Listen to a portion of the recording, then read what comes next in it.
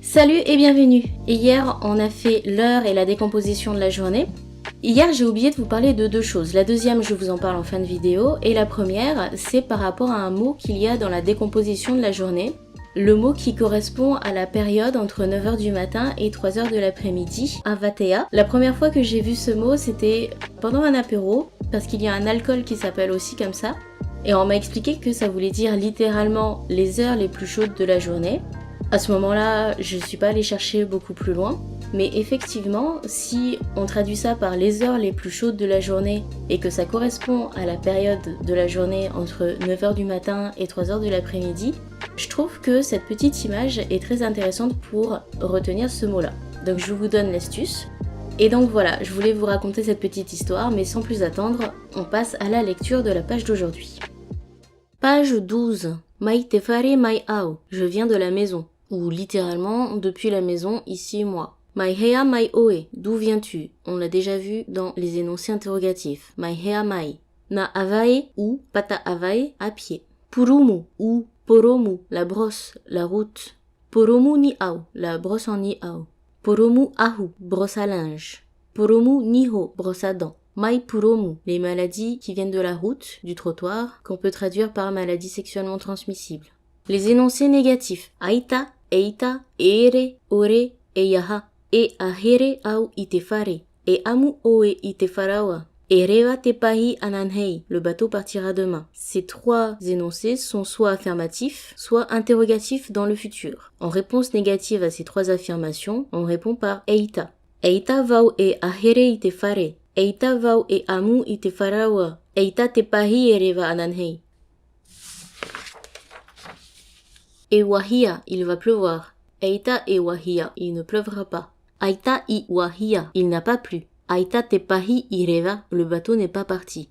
E haere mai ta uhoa, mon ami viendra. Eita ta uhoa e haere mai, mon ami ne viendra pas. Aita ta uhoa i haere mai, mon ami n'est pas venu. Aita oe i amu e te farawa, tu n'as pas mangé de pain. E haere au e te fare haapira'a, j'irai à l'école. E haere oe i te haapira'a, tu iras à l'école? Te haere nei oe i hea, où vas-tu? Eita vau e haere i te haapira'a, je n'irai pas à l'école. Aita vau i haere i te haapira'a, je ne suis pas allée à l'école. Te ta'a maira, je comprends. Te papura, tu me comprends? On va répondre par ou aita.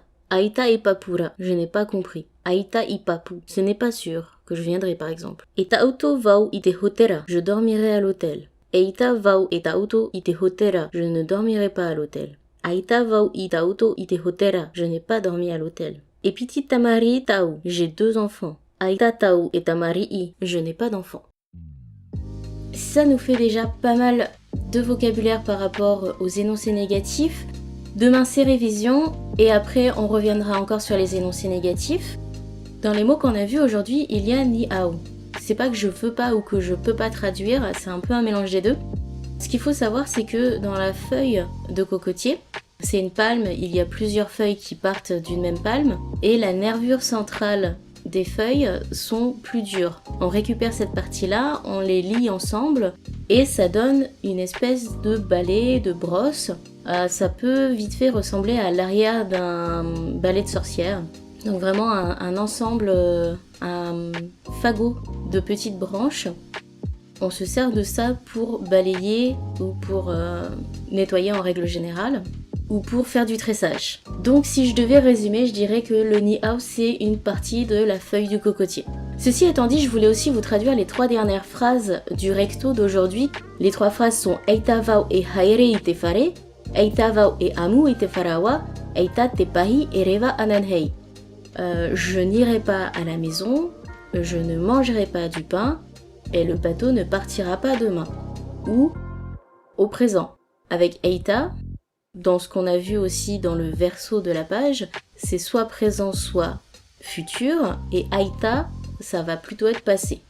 C'est ce que j'en ai compris. Après, encore une fois, je suis en apprentissage et ouverte à toute proposition. Si dans les commentaires, vous trouvez que j'ai mal prononcé quelque chose, juste une erreur d'inattention, ça peut aussi arriver.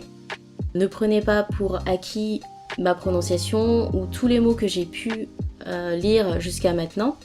C'est susceptible de changer avec le temps. Je vous en ai parlé en début de vidéo, mon deuxième oubli, ça a été de ne pas préciser que j'allais partager une vidéo parlant de tahitien. Vous l'aurez pourtant remarqué, je tiens vraiment à ce que à chaque vidéo je fasse du lien, je partage quelque chose, je vous renvoie à une autre vidéo, un autre site pour vous aider ou pour tout simplement, comme je l'ai déjà expliqué, élargir les horizons. Et faire du lien, pour moi, ça me renvoie à l'hymne national, l'hymne polynésien, et donc tout naturellement aujourd'hui c'est ce que je vous propose d'aller écouter. On se retrouve demain pour la page entière en tahitien, et en attendant, je vous dis à demain et révisez bien.